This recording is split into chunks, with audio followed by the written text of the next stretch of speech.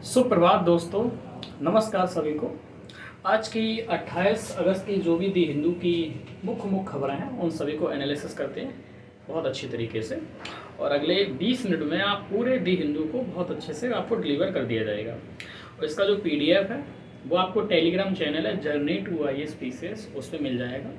ठीक है, एक आपस्पा पे लेकर खबर है, डेजर्ट को लेकर खबर है। शुरू करते हैं। एक खबर आपने सुनी होगी आपस्पा, ठीक है ना। शुरुआत कर लेते हैं। Arm force special power act है 1958 का, ठीक है, आपस्पा कानून। करंट में क्या है, फिर इसका स्टेटस क्या है ये देखते हैं। करंट में ये कि 1 अक्टूबर 2025 से अगले 6 महीने के लिए इस कानून को एक्सटेंड कर दिया गया है 3 राज्यों पर, जिसमें से मणिपुर है, अरुणाचल प्रदेश है और नागालैंड, मणिपुर और अरुणाचल प्रदेश में आपस्पा कानून अगले 6 महीनों के लिए बढ़ा दिया गया है। कब से लागू होगा ये? 1 अक्टूबर 2025 से। तो अक्टूबर, नवंबर, दिसंबर, जनवरी, फरवरी और मार्च, लास्ट मार्च तक रहेगा। ठीक है, अब इसका मतलब क्या होता है? इसका पूरा फुल फॉर्म होता है arm force special power act 1958। ठीक है, इसका मतलब क्या होता है? देखिए, नॉर्थ ईस्ट का क्षेत्र शुरुआत से ही, जब से आज़ादी मिली है तब से हमसे थोड़ा कटा हुआ रहा है। वहाँ की कल्चर भी मेल नहीं खाती है जो हमारी भारत की मुख्य भूमि है।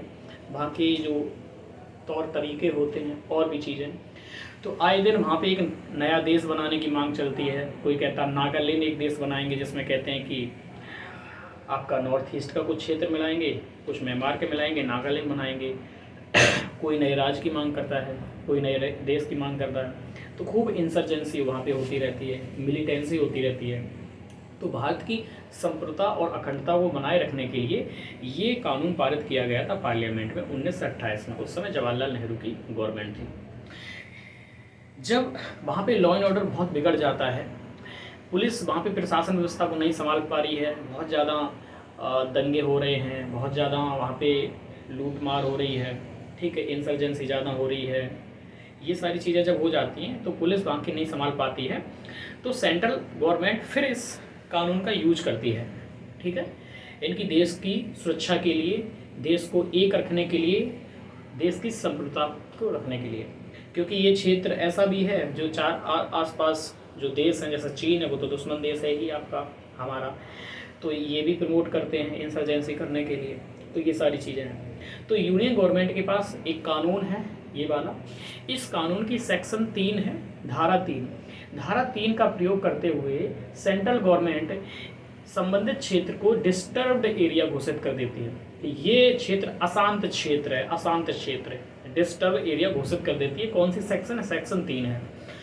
जैसे ये डिस्टर्ब एरिया घोषित किया जाता है, तुरंत ये कानून आपका लागू हो जाता है उस क्षेत्र। अब ये कानून लागू हो जाता है तो क्यों कहा जाता है? बहुत ज़्यादा इसकी आलोचना भी होती है, क्रिटिसाइज भी किया जाता है। कौन कौन सी पावर है जो वहाँ पे आर्मी जो होती है, वहाँ की जो असम राइफल है, आर्मी वगैरह है, इनके पास स्पेशल पावर आ जाती है। कौन कौन सी? देखिए, अगर वहाँ की जो सेना है उनको लग रहा है कि एक व्यक्ति पर संदेह है और ये कुछ कर सकता है, तो उसको गिरफ्तार कर सकते हैं। बिना वारंट के किसी भी व्यक्ति को गिरफ्तार किया जा सकता है। बिना वारंट के आपके घर में आकर, जो भी नॉर्थ ईस्ट में जहाँ भी ये लागू होता है, घर में घुसकर छानबीन की जा सकती है, ठीक है ना, आपकी सर्च किया जा सकता है। यहाँ तक कि किसी व्यक्ति को गोली मारने का भी अधिकार देता है ये कानून। और गोली मार दी, कोई जवाबदेही नहीं होगी, ना पार्लियामेंट में ना ही सुप्रीम कोर्ट में। हाँ, वो बात अलग है, बाद में ये मुद्दे पर चर्चा हो सकती है, लेकिन जुडिशरी वगैरह कोई जवाबदेहिता नहीं होगी वहाँ पे। यहाँ तक कि अगर सेना को लग रहा है कि ये सामने घर है और इस घर में ऐसी कोई अलगाववादी या आतंकवादी तत्व पाए जा सकते हैं जो मिलिट्री के ऊपर हमला करने की तैयारी कर रहे हैं या फिर कुछ और लॉ एंड ऑर्डर को उखाड़ने की तैयारी में लगे हुए हैं, तो उसको, उस बिल्डिंग को भी ये उड़ा सकते हैं, ठीक है ना, उसको भी मतलब विस्फोट से उड़ा सकते हैं। इतना सारा अधिकार मिल जाता है। अब इसकी ये सारे आपने इसके प्रोविज़न देख लिए। इसकी आलोचना क्यों होती है? एक होती है ह्यूमन राइट बेस से, मानव अधिकार। इससे लोगों का मानव अधिकार का उल्लंघन होता है। मानव अधिकार का उल्लंघन कैसे होता है? देखिए, बहुत सारे इससे फेक एनकाउंटर किए जाते हैं, वहाँ की आर्मी में अगर मान लो किसी की व्यक्तिगत किसी से रंजिश हो गई, ठीक है, आर्मी में भी भाई इंसान ही होते हैं, उनकी रंजिश हो गई तो फेक एनकाउंटर कर देते हैं। इसके अलावा कस्टोडियल किलिंग हो जाती है, बहुत सारे को उठाया, कस्टडी में लिया बिना किसी आरोप पे, बस ये कह दिया कि संदेह था इस पर, और कस्टडी में ले लिया, और कस्टडी में रहते ही रहती उसकी मृत्यु हो गई, इस रफा दफा कर दिया। और सेक्सुअल वायलेंस भी हो जाती है। 2004 का आपने वो मामला सुना होगा, उनका नाम था मनोरमा देवी। मनोरमा देवी का एक केस है 2004 का। क्या हुआ था कि असम राइफल थी, असम राइफल ने उनको उठाया और फिर बाद में इनकाउंटर कर दिया। जब उनकी रिपोर्ट आई, ठीक है, पोस्टमार्टम हुआ, तो पाया गया कि रेप किया गया था। तो यानी कि जो भी असम राइफल थी उसका जो मनोरमा देवी थी उनका रेप किया और फिर एनकाउंटर कर दिया। बोलने को ये बोल दिया कि ये हमारी गिरफ्त से छूट के भाग रही थी इसलिए मार दिया। जबकि बाद में जब रिसर्च हुआ, देखा गया, रिपोर्ट आई, तो उसमें भी कोई ऐसा पता नहीं चला कि किसी ने पीछा करने का प्रयास किया, ऐसा कुछ नहीं था। तो मतलब ये भी हुआ। उसके बाद में उसके 10-15 दिनों बाद बाकी 30 युवा लड़कियां थीं, 30, उन्होंने सारे अपने कपड़े उतार करके नग्न होकर प्रोटेस्ट किया था और सबने ये कहा था कि मैं मनोरमा की हम सभी माएँ हैं, आओ आकर मेरा मतलब कि रेप करो, इस तरह से। तो इस कानून, इतना भयानक कानून है, तो इस तरह से इसका प्रोटेस्ट हुआ, इसका क्रिटिसाइज किया गया। कुछ कमेटी बनी है, आंसर राइटिंग में यूज कर लेना। कमेटी बनी है जस्टिस जीवन रेड्डी कमेटी। जस्टिस जीवन रेड्डी कमेटी 2005 में बनाई गई थी, ठीक है। यहाँ मैं नहीं लिख रहा हूँ, नोट्स आपको भेज दूंगा, यहाँ ज़्यादा समय लग जाएगा आपका। तो जस्टिस जीवन रेड्डी कमेटी 2005 में बनी थी। इसने सीधा बोल दिया था कि आफ्स्पा एक्ट को खारिज कर दो, पूरा ख़त्म कर दिया जाए, रिपील कर दिया जाए। उसके बाद में सेकेंड ARC 2007 आया, उसने भी कहा इसको रिप्लेस कर दिया जाए, कोई दूसरा कानून लाया जाए, इसको रिप्लेस किया जाए, सेकेंड ARC 2007 में। तो ये सारी फेवर में क्या कहा जाता है? फेवर में कहा जाता है कि सिक्योरिटी के पॉइंट ऑफ व्यू से ये इंपॉर्टेंट है कि देश की संप्रभुता, अखंडता, इंटीग्रिटी, सोवरेनिटी को सुरक्षा रखने के लिए, लॉ एंड ऑर्डर को बनाने के लिए, इंसर्जेंसी ना हो, मिलिटेंसी ना हो, आतंकवाद को रोकने के लिए ये टेम्पररी कानून है, लागू किया जाता है। बहुत सारे राज्यों से हटा लिया गया, वहाँ पे लागू नहीं किया जा रहा है, ये कहा जाता है, ठीक है। अब कुछ वे फॉरवर्ड इसका है। तो सुप्रीम कोर्ट में एक केस गया था 1998 में 1998 में केस गया था। तो सुप्रीम कोर्ट ने कुछ बातें कही थी जिनको आप वे फॉरवर्ड के रूप में लिख सकते हो। सुप्रीम कोर्ट ने कहा कि सेंट्रल गवर्नमेंट जब भी किसी क्षेत्र को डिस्टर्ब एरिया घोषित करती है तो संबंधित राज्य सरकार से कंसल्ट करे, उससे परामर्श ले, उसके बाद ही किसी क्षेत्र को अशांत क्षेत्र घोषित करे। क्योंकि सेक्शन 3 के तहत अशांत क्षेत्र घोषित कर देते हैं, आपस वाला लागू हो जाता है, सारे अधिकार मिलिट्री को मिल जाते हैं।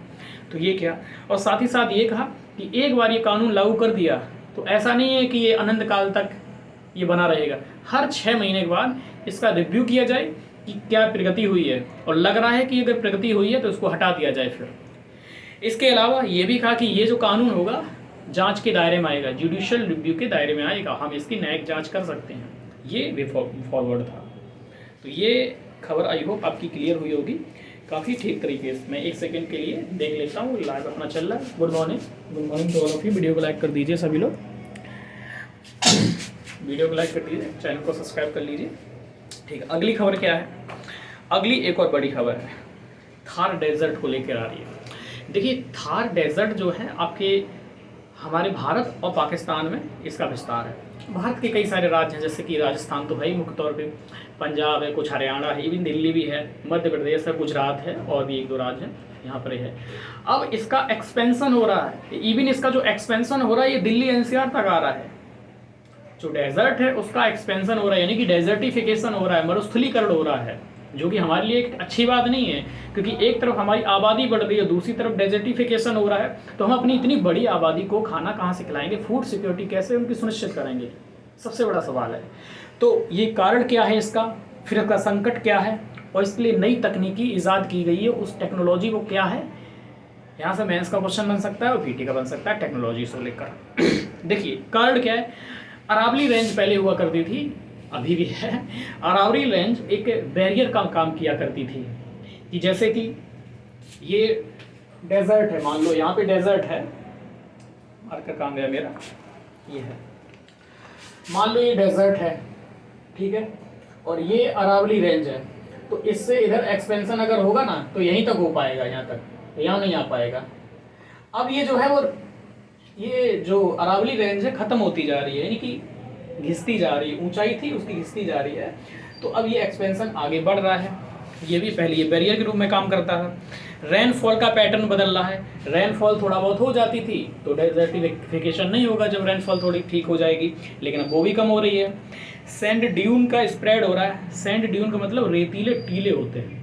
आपने देखोगे रेत के टीले होते हैं। अभी मान लो ये टीला यहाँ पर बना हुआ है, हवा चल रही, ये यहाँ से ख़त्म हो गया जाके यहाँ बन गया टीला, तो ये टीले का भी एक्सपेंशन हो रहा है, तो इससे भी डेजर्टिफिकेशन हो रहा है। इसके अलावा जहाँ भी थोड़ा बहुत खेती भी आसपास होती है, वहाँ पे देखते हैं कि कितने यूरिया का प्रयोग कर रहे हैं, कितना पानी ज़्यादा लगा रहे हैं, ठीक है ना। फ्लड इरिगेशन होता है, बहुत ज़्यादा आपकी फर्टिलाइज़र का यूज़ कर रहे हैं, तो मिट्टी ख़राब हो रही है, लैंड डिग्रेडेशन हो रहा है, भूमि का निम्नीकरण हो रहा है, इस वजह से वहाँ भी डेजर्टिफिकेशन हो रहा है। तो दीज आर द कॉजेज जिसकी वजह से डेजर्टिफिकेशन का एक्सपेंशन हो रहा है, दिल्ली एनसीआर तक भी धीमे धीमे पहुँच रहा है।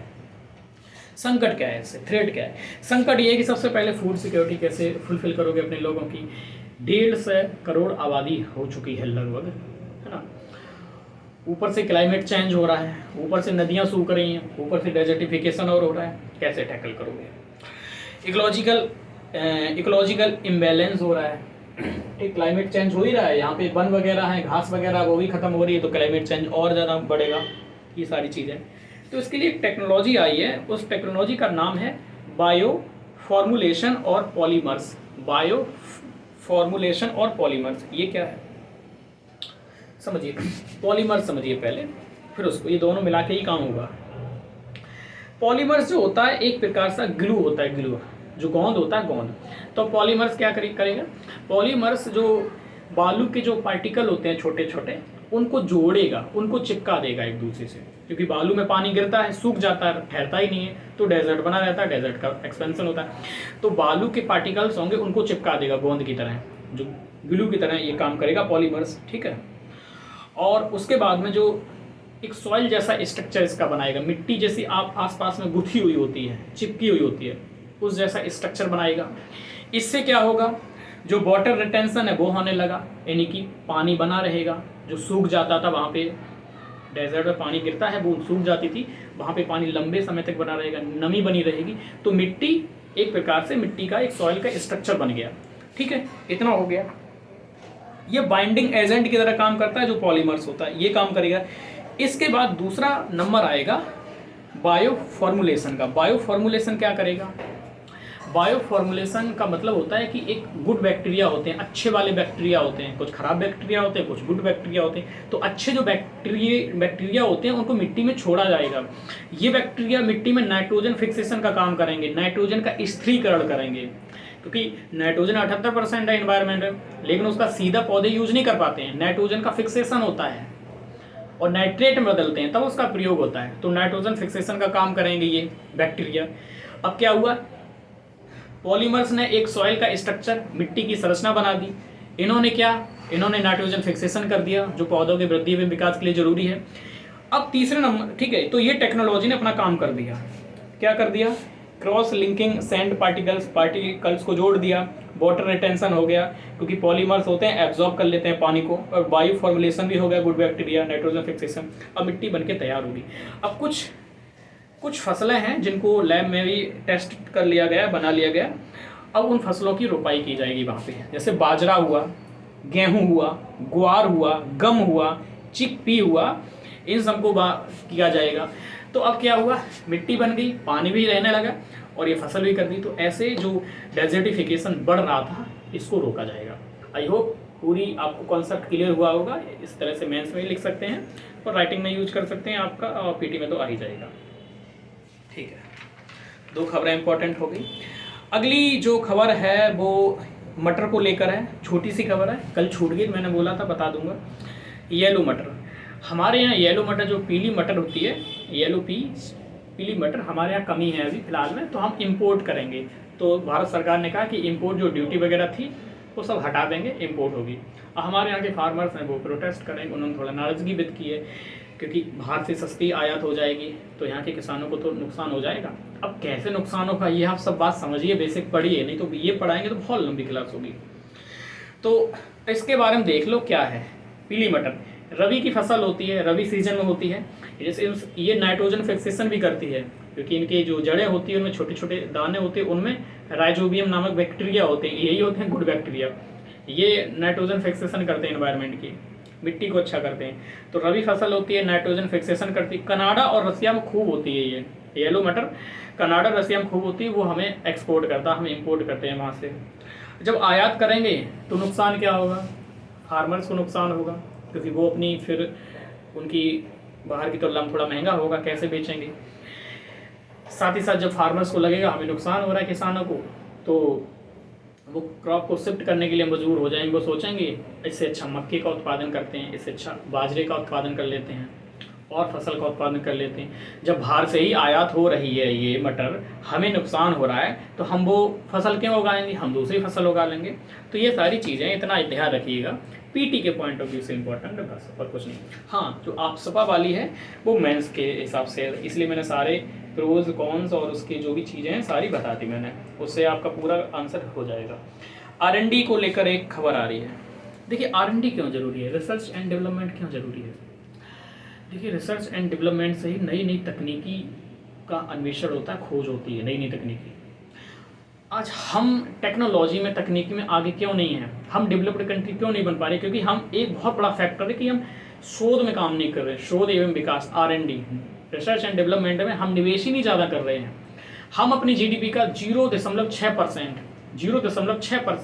R&D में निवेश कर रहे हैं। वहीं अमेरिका 3.5% अपने GDP का इन्वेस्ट कर रहा है R&D में। चीन करीब 2.4% यानी कि 2.5% अपनी GDP का कर रहा है। हम ओनली 0.6% कर रहे हैं। इसीलिए AI कहाँ पे डेवलप होगी, तो डेवलप कंट्री में ही होगी जो करेगा। रोबोटिक्स है, तो जितने भी टेक्नोलॉजी हैं उनके लिए ज़रूरी होता है। नया डेटा आया है, नया डेटा ये आया है कि भारत जो भी रिसर्च एंड डेवलपमेंट में फंडिंग करता है उसका 75% लगभग फंडिंग पब्लिक सेक्टर करता है। 75% जो R&D में निवेश हो रहा है वो पब्लिक सेक्टर कर रहा है। इसका मतलब निजी क्षेत्र तो बहुत कम कर रहा है, 25% से भी कम कर रहा है R&D में इन्वेस्ट। तो ये बहुत संकट की बात है। जबकि ऑन द अदर हैंड आप अमेरिका वगैरह देखो तो अमेरिका में निजी क्षेत्र 70% से ज़्यादा R&D पे खर्च करता है और 30% सरकारी क्षेत्र काम करता है R&D पर। वहीं चीन 75% से ज़्यादा कर रहा है R&D पर। इसीलिए चीन देख रहे कहाँ पहुँच गया है। आप R&D पे नहीं करोगे तो आप इनोवेशन कैसे करोगे, इनोवेशन कैसे बढ़ाओगे, इकोनॉमी को आगे कैसे बनाओगे, नई नई टेक्नोलॉजी कैसे आएंगी आपके पास। जब नई टेक्नोलॉजी नहीं होगी तो इकोनॉमी कैसे आपकी बढ़ेगी, है ना। कुछ समय पहले 2-3 महीने पहले एक भारत सरकार ने काम भी किया था, उसको देख लीजिए। भारत सरकार ने 1 लाख करोड़ रुपए की research development and innovation scheme launch की थी। क्या नाम था स्कीम का, research development and innovation scheme launch की थी 1 लाख करोड़ की। इसका सीधा मतलब था इससे गवर्नमेंट, यूनियन गवर्नमेंट पुश करना चाह रही थी निजी क्षेत्र को कि आप R&D में इन्वेस्ट कीजिए। उनको इंसेंटिव दिए जा रहे थे। इस स्कीम का सीधा मतलब है कि इंसेंटिव दिए जाएं निजी क्षेत्र को ताकि ये R&D पर निवेश करें, क्योंकि R&D पर निवेश करना बहुत ज़रूरी है। तो मैंने डेटा बता दिया, ये डेटा आप आंसर राइटिंग यूज कर सकते हैं। और ये जो डेटा का जो सर्वे किया उसका सर्वे किया है हमारी साइंस एंड टेक्नोलॉजी जो मिनिस्ट्री है, विज्ञान एवं प्रौद्योगिकी के जो मंत्रालय, उसका एक डिपार्टमेंट है NSTMIS। इसका नाम है national science and technology management information system, ये डिपार्टमेंट है, इसने ये सर्वे किया है। तो आप हमारी जब भी इकोनॉमी की बात आए तो R&D का सारा लिख सकते हो कि हम कितना खर्च कर रहे हैं। अमेरिका चाइना की तुलना कर सकते हो 3 लोगों की राइटिंग में, चाहे ऐसे हो राइटिंग करने में, ठीक है। विकसित भारत 2047, ये सारी चीज़ें आती। जब भी विकसित भारत भी आए आप लिख सकते हो, इकोनॉमी को आगे बढ़ाने की आए आप लिख सकते हो, ठीक है। तो ये सारी चीज़ें लिख सकते हो डेटा, और भी फंड पे लेकर आए इसको लिख सकते हो। तो ये सारी आज की खबर थी। आई होप आपको क्लास पसंद आई हो। Good morning to all of you, good morning, good morning. Video को लाइक कर दो आप सभी लोग, चैनल को सब्सक्राइब कर लो। इसका PDF है, टेलीग्राम चैनल है जर्नी टू ISPCS, वीडियो के डिस्क्रिप्शन में मिल जाएगी लिंक उसकी, या फिर आप टेलीग्राम पे सर्च कर लीजिए, या फिर आप चैनल के अंदर जाएंगे डिस्क्रिप्शन में, वहाँ पे लिंक लगी है जर्नी टू ISPCS, वहाँ पे ये PDF मिल जाएगा। तो आपका डेली मैं 2.5 से 3 घंटे की मेहनत को बचा रहा हूँ, 20 मिनट में सुन लीजिए। और PDF 2 पेज का हैंड रिटन होता है, सारे वही पॉइंट हैं जो इम्पोर्टेंट हैं, ठीक। अननेसेसरी चीज़ें कुछ नहीं लिखते हैं, वो लिखते हैं जो मेंस में काम आएगा, PT में, उसको आप सेव कर लीजिए। और आने वाले समय में शाम को लाइव में जो मैगजीन होगी वो भी अपना डिस्कस करेंगे। तो करंट की पूरी जिम्मेदारी मैं अपनी निभाऊंगा अच्छे से, ठीक है। वीडियो को आप लाइक कर दीजिए और प्यारा सा कमेंट कर दीजिए।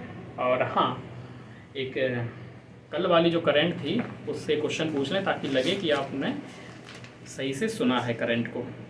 ओके, हाँ ठीक है। लद्दाख में जो प्रोटेस्ट हो रहा है उसका मुद्दा क्या है, वो किस चीज़ की डिमांड कर रहे हैं लद्दाख में इतनी ज़्यादा ये जो आगजनी हुई है। ठीक है, मिलते हैं अगली क्लास में। Thank you, all the best.